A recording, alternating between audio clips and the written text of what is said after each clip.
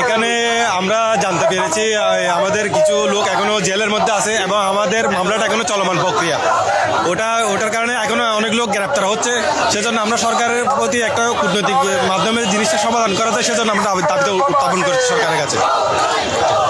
ধন্যবাদ আপনাকে। দর্শক, আপনাদের সামনে তুলে ধরছিলাম এই মুহূর্তে কালের কণ্ঠের লাইভে সরাসরি। আপনারা দেখছেন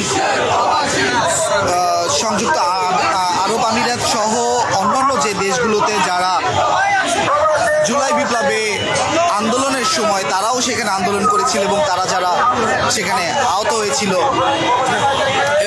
দুঃখিত দর্শক, তারা সেখানে গ্রেপ্তার হয়েছিল এবং পরবর্তীতে দেশে ফেরত আসে, তারাই কিন্তু আজকে এখানে অবস্থান নিয়েছে এবং তাদের 5 দফা দাবি নিয়ে অন্তর্বর্তীকালীন সরকারের প্রধান উপদেষ্টার সাথে সাক্ষাৎ চেয়ে কিন্তু তারা আজকে অবস্থান নিয়েছে। এতক্ষণ আপনাদের সাথে ছিলাম আমি মোহাম্মদ রায়হান হোসেন। আপনারা দেখছেন কালের কণ্ঠ।